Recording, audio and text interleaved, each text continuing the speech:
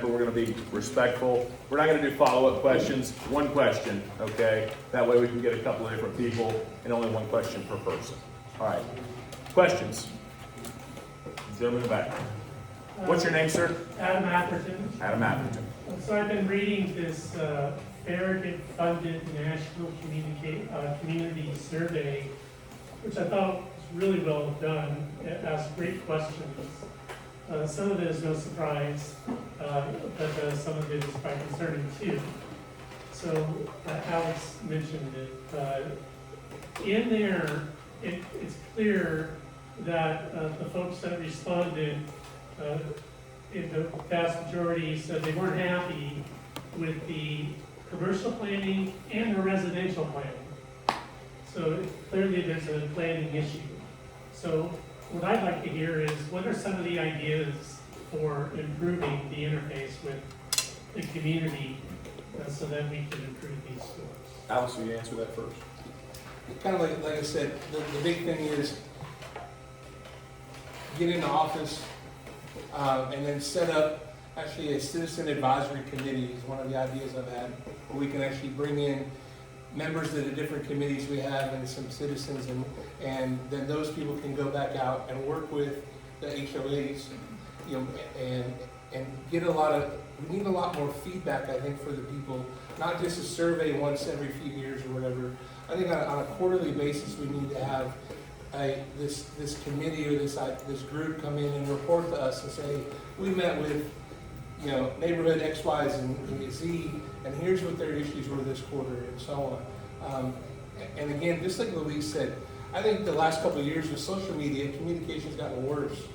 And ironically, I don't know if Mayor Williams knew about this, but our communication director sent us aldermen an email today, and I got a notification that there was something in my quarantine file, and I went and looked at it, and it was her email that she sent to all of us at the town. Somehow it got dumped in the quarantine. So there's little hiccups like that when it comes to social media and email and so on. I think using the newspaper, like Louise said, using signage. If you drive in other parts of Knox County, you'll see where Knox County and even the city of Knoxville, they put signs out when there's going to be discussion for zoning and so on. Oh, we do that for that.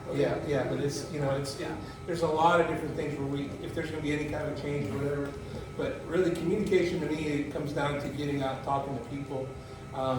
You know, I like Alderman LaCroix's idea of how he holds a meeting and it's open to the public and so on. I'd like to do it not just the day before our board meetings, but you know, once a month or once every week, you know, a couple weeks or so on, and have, if it's noticed properly, it doesn't have to be just one person from the board. Maybe there could be a North Ward alderman and a South Ward alderman there, so they can hear from people from both sides, you know, both sides of the city. So. I will say, there were some stuff in there that community survey was supposed to be a check-in, and we're going to continue to do that, to check in. It wasn't all bad though. We had 9 and 10 residents, more than 9 and 10 residents like the quality of life here. They plan to stay here more than 5 years. They would recommend this community to other people to move to. So we have a desirable community, but the things that they were struggling with was, and it was right after the AT mess was we were finally getting that right. So traffic, when we were going through that, you all know, that was just misery. It was just it was horrible waiting for them to figure this out. But I think it flows pretty well. They're putting AI in right now, so that you try, but then you got to teach that. So that's a learning lesson, trying to figure out how the traffic patterns change throughout the day. And then of course, if there's an accident or getting out of school or there's a school event. So there's opportunities to address that. The commercial planning and the residential planning. I think one of the issues is it happened so fast. We had so much come so fast after COVID. Everybody moved here, and they started building, and we saw commercial development, we saw residential development, and our land use plan calls for a mix of development. We were looking for a mix of townhomes and multifamily and senior living, and I think we've checked that box. And that's one of the reasons why we're updating this comprehensive land use plan, which I know everybody hears that and says, what the heck is that? When we're asking, and I don't know how you make it sound better. Come tell us, because most of the property that's undeveloped in this community is already zoned for something.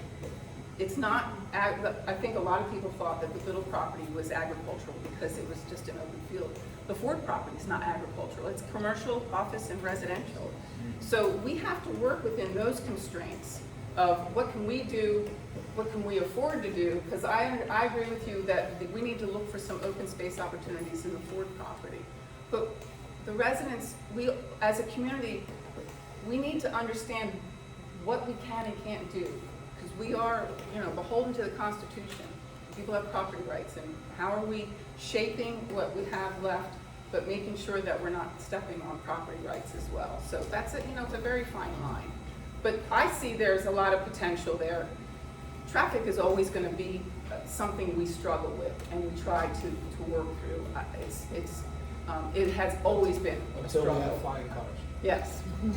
Or they widen our interstate, which, so. Another question. Yes, ma'am, in the back. What's your name? Gigi Love. I would like both candidates to describe your experience in small town government, development, like have you taken classes, education, development, expertise, planning commissions, if you've been on any of those, grant writing, how have you gone around the country and kind of looked at other, communities. I haven't lived here very long, but I moved here because of what you guys had, and and so, also, experience with law, like you have to be familiar with the local law, the county laws, the city laws, the state and fed laws. If you can kind of address your experience in those areas, please, because I don't really know either one of them. I've been on the planning commission since 2013. When I became elected official, state law requires that the mayor for cities, where you're talking about laws, cities are run a little differently than counties. And so we have different laws that we kind of hoops we have to jump through. For our charter, which is in state law, we're required to have the mayor and one of the elected officials appointed by the body to serve on the planning commission. I think that's actually good because with elected officials on the planning commission, you now have representation on the planning commission, which, as I got an education, your Glen Abbey, that's an example. Fox Den had an issue. I could understand it because of all my experience just following zoning and understanding all of that. County, we don't really run into county laws, but we do run into state laws. I don't think people realize we exist because the state allows us to exist. If the state, and I'll give you an example, 5G came in through. The year before the state passed their law in 2018, 2017, we passed a comprehensive new rule for 5G poles. And we aligned it with Supreme Court rulings and the established law at the time. And we were able to put 5G poles, you had to put them in commercial first, and then office, and it went down. Residential was the last. Well, a year later, the state came and they basically obliterated our law. They can take precedence over our law, and we could no longer enforce that law. And that's when 5G was coming in. They were trying to get into the neighborhoods because I don't know what they were doing. I think they abandoned that plan. But it was very dramatic, and it was very upsetting, and we couldn't protect our neighborhoods. They were upset with us, and we were upset with the state because we were like, you kind of tied our hands. The state can preempt any law that we have in place, and that can be very frustrating. That January to April is always a very tense time because you don't know what they're going to pass. You really don't, and sometimes you think. We don't know what we're going to do. Yeah. And sometimes they pass something, and you're like, this might work for some rural county, but it's not working for the suburban community. Then you got to go race to you better have a good relationship with not just your legislator, but all of the Knox County. Call them all up. Hey, we need you. Find out if they're on the committees. Write them emails. It can be very daunting at those times. So it's very important to understand where we stand and who our state representatives are. And two of them are in this room, and we're like, yay. Maybe a third. Yeah. Yep. So to answer you, so I would, like I said, I was elected in 2024. This is the first elected office that I've held. This is the first race that I ran in. Previously, I volunteered time. I volunteered time at the high school with the high school football team, and so that I do a lot of community involvement that way. And my role after I was elected, spent time in, I guess it was January of 25 at the MTAS convention that is held in Nashville. I went with Mayor Williams the first year and sat in a lot of good classes. They have a lot of online training that's available to elected officials and so on. So I've been doing a lot of that in the free time. You have a lot of access to that. I do a lot of internet reading. Obviously, when it comes to municipal law, like Louise said, our ordinances are obviously different than Knox County that Angela deals with. If I have a question, I can pick up the phone and call her, or just like we talked about with Senator Briggs or Jason Zachary. Spent a lot of time when we were there in Nashville again this year, meeting with all of them. Had a great day, going office to office and talking to each one of them and finding out what they're up to and what they're planning and what's happening and what are they trying to stop and what are they trying to build and so on. It's a continual learning process. It really is, because as you know, yesterday, how many laws went into effect yesterday just in the state of Tennessee from this last legislative session? If you started reading them yesterday, you probably couldn't finish them today. So it's a continuously learning process. I sit on the tourism committee here in town, and I was on the education committee, but we're going to move Alderman Burnett over to the education committee. He's got kids in the school system, and I do not. I worked as a school resource officer for Knox County, and my background is in, I have 2 degrees in criminal justice and forensic science. So when you talk about like criminal law and so on, that's ingrained in my head. But the municipal laws is something that's a constant learning process. Another question? Yes, sir. What's your name? My name is Andrew Ingram. I moved here like 4 years ago, kind of because I love Farragut. It's a pretty awesome place. I own 2 businesses here now, and I wanted to ask the candidates, I hear it over and over again just from customers throughout the area that it's hard to start a small business in Farragut, and I do hear it complaint over and over again that there's a lot of corporate businesses and not enough fruition cafes. And I don't know if that's on purpose or how that goes about, but I would love to hear if you think that's a problem, and if so, how would you go about making it easier on small businesses to start here that are not the monsters that are going in over it? And I say monstrous size, not technically, just big businesses going into little farms. Yep. I agree with you, Andrew. As a small business owner, that's been something that I've been passionate about, and that's a hard nut to crack. When I walked in 2016, when I walked my neighborhoods, that's the one thing I heard. We want more mom and pop. We want more, and quite frankly, people like you are the heart and soul of our town. The small businesses, Candace is another example. She owns Water into Wine, and I don't think the woman sleeps. She dedicates so much of her time to Farragut, loves her business. It gives her the avenue to do the things that she was president of Rotary, she's the FBA, she's everywhere, doing everything.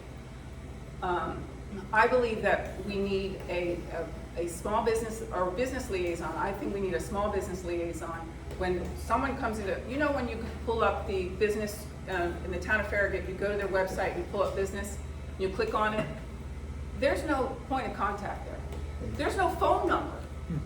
And I'm thinking, if we want to attract small businesses, which we value and we say it, we need to show it.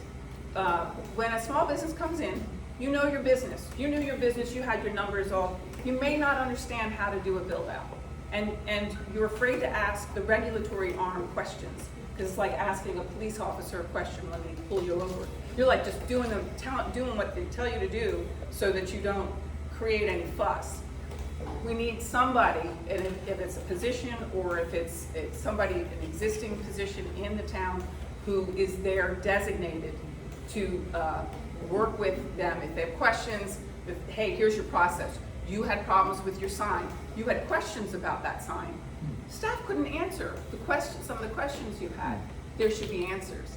You need a liaison that can define that, can understand that, can answer your questions, and if there's frustrations or hiccups, and these hiccups are similar for different business owners, that there's something to go in and fix and make better. I think we have we have the Shop Farragut, we have Visit Farragut, and we have Chamber of Commerce. And right now they work in silos. To a certain extent, they work in silos. A person, a collaborator, that not necessarily telling them what to do, but getting them to be together and maybe move in the same direction is an opportunity. We need assets. These are assets that a small business might come in and say, they're looking at either Lenore City or Farragut, and they see, hey, I got a business liaison that's gonna help me through. I've got these 3 great assets to help me with my business, to get it marketed, get the noise out, and get some support here. Those are assets that we need to take better advantage of that we don't. We need to update our MOUs, memorandums of understanding with Farragut Business Alliance and the Chamber. Farragut Business Alliance has new leadership. Steve did a great job. She's going to take it in a different direction. We may want to look at what that MOU looks like to redefine that. What kind of support do they need? Could someone on staff be getting some of the data that is needed to know? They have great programs, and we hear they're successful. But is success measured only by how many people show up? How successful is it for the small businesses that buy a booth there? Are they getting traffic coming into their door from being recognized at that business? That's important. That's the reason those events were actually established, was for businesses to have some more visibility in the marketplace. So I'm looking at this. We have so many opportunities, and that we're not capitalizing on. So after I got elected, we had a small business owner, somebody wanted to come in, came in front of the board and asked some questions and was having some issues. And I was told at this time, and you may know if it's even out there, I was told that Mark Shipley's department had a book at one time that had checklists that you could hand off to a developer or a business, somebody that's coming in. Yeah. And as long as they walked through that page by page, they did everything the way the book had written, and they had somebody to talk to in the department and so on, it should be smooth sailing. I've asked for that book for almost 2 years now. Nobody can find me even a copy of it or even a digital copy of it. So I think we need to get down as a department and find that, or if they've lost it, let's develop a new one and give them a step-by-step guide. Yep. As if you're going to come in and you want to build, like you said, you want to build a grocery store, you want to build a bicycle shop, here's the process to do it. Here's the person you can work with, and here's the step-by-step instructions on how to do it.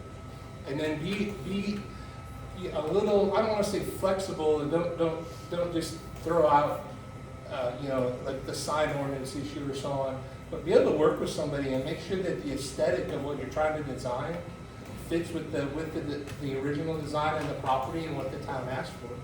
And be able, you gotta have some flexibility. But the big thing now, we just brought on a staff member to help when it comes to reviewing plans and so on. That's going to speed up that part of the process to get those site plans reviewed and then back into the planning commission with staff members and so on. But there's got to be some kind of a guide that we can help you with. In a previous life, in one of the jobs that I was doing with General Motors right out of high school, we were in assembly plants and we were using, literally a checklist, and it had to be pencil. You had to do it in pencil every day. And if you went through the steps every day, everything worked out perfect. So I think we just got to get back to basics and be able to communicate again. Yes, ma'am. Okay, so I have a question about, Can you say your name? oh yeah, I'm Angel Ray. I have a question about property taxes. I think you're bold stated that you're against property taxes, but my question is, what about a bond measure? How does that work? Are you gonna do it? Is there a referendum? Do you vote on that? Or is that just up to the government and Farragut to pass a bond on us?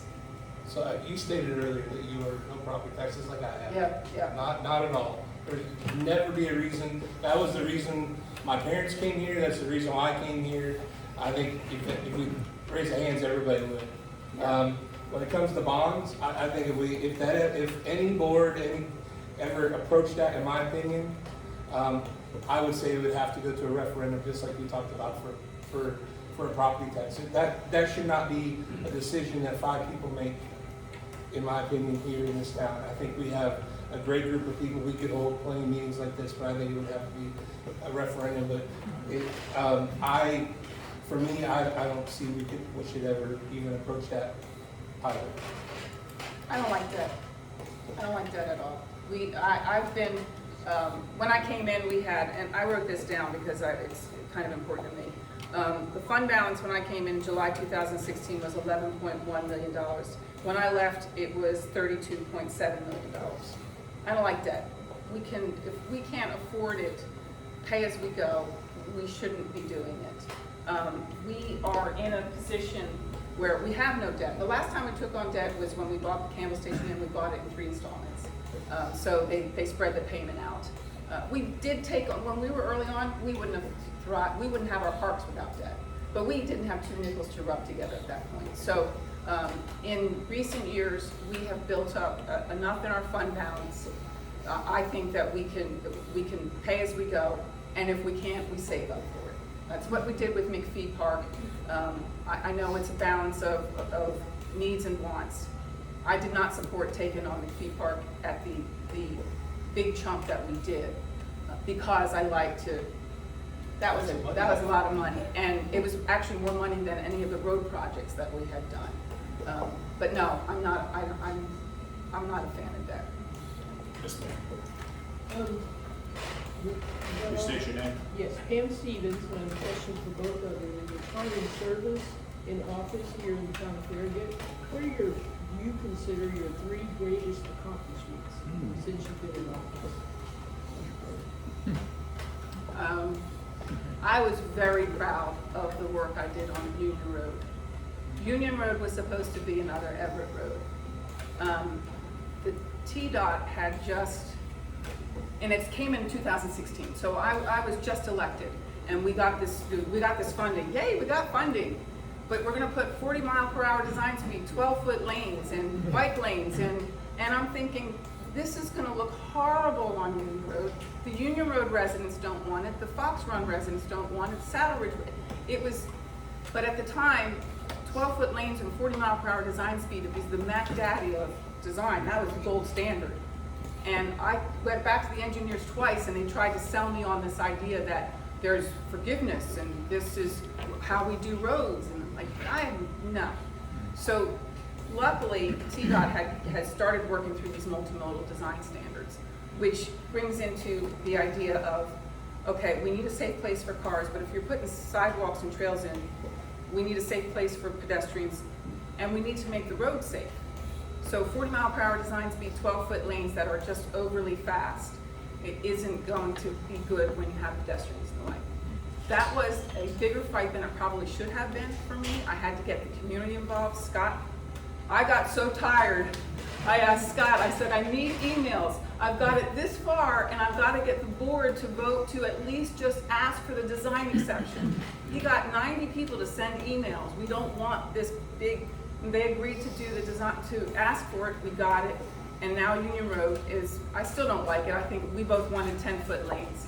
But that started this process. We just went through, and instead of doing one size fits all, we've looked at each one of our roads to try to protect the character of that road by putting what needs to be there, and not anymore. We don't need curb and gutter on Evans Road. We don't need curb and gutter on these, like Boyd Station, where it's rural, where we want to hold on that rural field. That's value. We want to hold on to that. We don't need to curb and gutter everything and call that a success. So I think that was big. The other one was getting in that land use plan and getting the residents in. I started bugging Mark Shipley in 2017. We need to open up this land use plan. It's too dense. It was very dense. We had a lot of multifamily. We had a lot of townhomes, and I just was looking at what was going on around us and concerned about that. So we decided to do corridor studies. When you do a corridor study, people come out. When you say, hey, we're gonna look at Watt Road, people from Sedgefield, people from Orchid Grove, people that live on the road, all came out, and they were writing on maps, they were putting numbers up. They gave us their information, they gave us data, they crunched the data, we adopted those changes. They wanted it a certain way. They wanted mom and pop shops. There's a lot of commercial on Watt Road that people don't realize right now is residential. We did the same thing on McPhee. McPhee used to have a little commercial node in the plan for the circle at the McPhee Park entrance, and they wanted none of it. Like, take that out. We do not want any of that. We don't want any commercial on this. We took it out. We reshaped that whole plan based on what that input was. Same thing with Bourne Road. The community's fingerprints are all over our future land use map. I think when we go into the comprehensive land use plan planning, the only thing we really need to look at are the goals, because the goals that were there in 2012 are no longer our goals. I think that the community coming in is going to give us a lot of input on that. So I was proud of that one. Oh, what was another one? The stormwater. We went to a TML meeting in 2017. And I went into one of the breakout sessions, and there was someone was talking about how they had to let go of their charter and go back into the county because they had such a massive stormwater infrastructure project.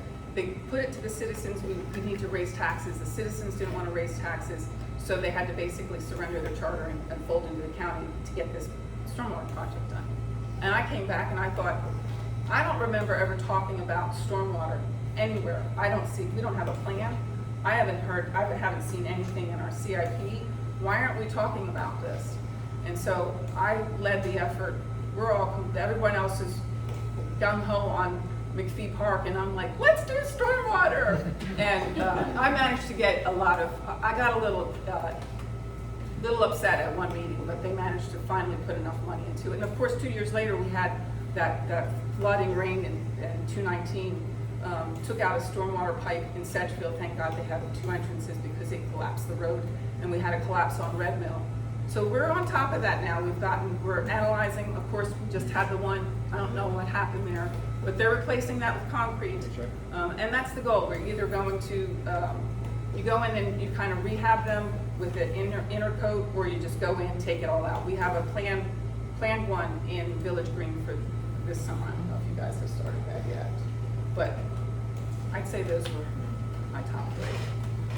Since 2024, I came into the back end of the debate and the discussion when it came to the pickleball court design and then moving it from McPhee over to Bob Leonard, and I got to look at that because we spent a lot of time with the Parks and Athletic Committee and a lot of citizen input, obviously from the people there around McPhee and the pickleball community and just the citizens in general. And I think we have. I was fortunate enough to be able to get to the majority of that discussion, but get in there, and I think we've created a state-of-the-art, great facility there at Bob Leonard for pickleball. We had a couple tournaments the last couple weekends, and earlier in the summer, and then I had a couple citizen-type projects that came to me, and they asked me about. One of them was they had been back to the Planning Commission, I believe, a few times, and they reached out.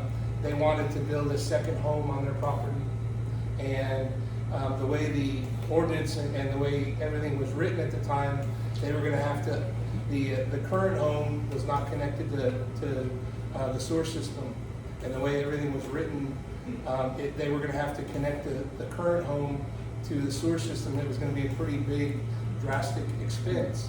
And they worked with the planning commission, they worked with Mark Shipley's office, and the staff came to us and said, guys, we're okay with this if you guys are. And what we're able to do is allow them to build that second home, and we kind of put it into a new zoning ordinance, where if you build a second, if your property's big enough and you want to build a second residence, it does not affect the utilities and so on of the first residence. And I think they were very, very happy about that, because they were allowed to do the project they wanted to without having to, outlay a lot of expense for that. And then the other one is something that's in our current CIP right now, and that is a traffic control signal for St. John Newman and Berkeley Park. People came to me almost immediately. I know they had been talking to Scott about that for a few years before I got there, and they came to me, and I had one real quick discussion and said, Scott, where are you with that? And he said, we've been back and forth. They've tried police officers to direct traffic and so on, and so I kind of went and had a meeting there at the school with them and so on, and we were able to work on it. And we got a new traffic study done, and it warranted a traffic control device here. So you'll see that. I believe that starts right around the 1st of next year. We have time really for one more question, and Mr. Wanamaker's had his hand up for quite a while, so we'll let you ask the last question. Well, first of all, I want to thank both of you for making the choice of our next mayor rather difficult. I think we're very blessed to have two really good, solid people with good experience. And I think you both have a good sense of what this town wants and what we want to keep, we want to change, and of course, we've got people's lives. So my question goes to law enforcement, and if you could describe what you think is strong about law enforcement presently, what you think needs to change, what would make law enforcement more effective in our community? Does it need to be more effective? What would the citizen involvement be in that analysis? I think we're probably both going to agree on this, but and certainly you have more experience with it than I. I had a chance to sit down with it. We don't have a lot of coverage, but we're not in the minority. This whole area doesn't have a lot of coverage. It seems that with our new sheriff coming in, he's going to change that up. He is looking to get a lot more folks out on the streets. A lot more patrols. That was a nice conversation to have with him. He wants to be more proactive. No speeding is an issue. I mean, I know sheriff's office is dealing with a lot of stuff, but that's quality of life and quite frankly, public safety at this point. Speeding has become such an issue. We're seeing the abuse of it in school zones is really, we need to get that one nailed down, because that just can't keep on going on. But it is a quality of life issue, having people speeding by. We have sidewalks and trails everywhere. The safety is a big concern of pedestrians, because you get hit with a car going over 35, and you're likely not surviving that. So, and we certainly know all the speed issues we have. I think that's our biggest issue that we're seeing. We have some property issues that we need to make sure that it's kind of like a broken window. We need to get on top of that. Because we don't need that reputation that, hey, there's no police force around here. It's easy pickings to go steal from people in the town of Farragut. We need some coverage to take care of that. He said, so when I spoke to him, he said, give me some time. Get this up and going, get the department moving the direction I want to get it moving in. And he's left the door open if we want to negotiate for more coverage that we're willing to pay for. But even if he's willing to do that, he's not going to have the capability of doing that right off the bat. So I think it's going to be a little wait and see for a little bit, and then we get to kind of engage once he's settled in. That's my impression anyway. Yeah, I've known Brett for about 16, 17 years, and one of the first conversations I had with him after the primary in May, he said, ironically, if you go down to the sheriff's department, he said, we have more cars that don't say Knox County Sheriff on them than they have cars that do. He said, that's the first thing he's going to change. And like Luis said, his big promise is he's gonna get people out of offices, out of these units that they're working, and he wants them on the street. He wants visibility. They have a traffic unit.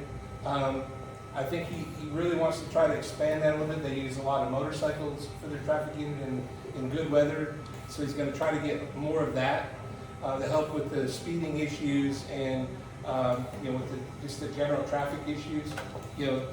This area here is designated with 2 patrol beats. So they're on a perfect day when everybody shows up to work and nobody's called in sick and they don't have any issues. There's 2 officers designated to this patrol beat, because there's 2 separate beats. But you always get, somebody calls in sick, or something happens, or some other part of the county, you get something major, well, they have to call for backup. Your backup has to come from somewhere else. So I think a lot of times when people don't see officers here driving the streets, they think we don't have any police coverage. It's here, it's just very sporadic, unfortunately. It's a very large area. If you've got 2 cars driving around, we could put a big giant clown nose on somebody's car and drive around and ask everybody how often did they see it. It'd probably be slim to none. Even our personal cars. So Brett, he is open to that discussion. Mayor Williams and I a long time ago had that discussion. I grew up in Southern California with my dad with General Motors in Orange County, and the town of Mission Viejo is very similar to Farragut. They contracted their police through the Orange County Sheriff's Department. So they paid a fee every year for additional coverage. And Mayor Williams and I talked about that last fall even, that there's some possibilities there, there's some ideas there to help alleviate some of the issues we have. But my gut feeling is I don't think we're going to have to go that route. That'd be a pretty big expense for the town of Farragut, and I don't think we're going to have to go that route, because I think we have a very proactive sheriff that's going to come in. He's going to look at his budget, he's going to look at his staffing, and find out, hey, where can I move people? Let's get these people trained if they're not trained, get them out on the road, and get them working in the communities. And I think it's going to be a lot more community-based policing. All right, let's give both of them a big round of applause.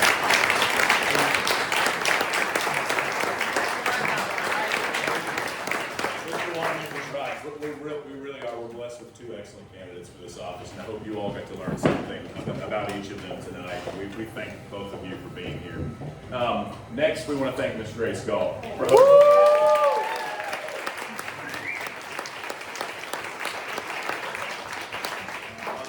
Lastly, I hope that everyone comes out.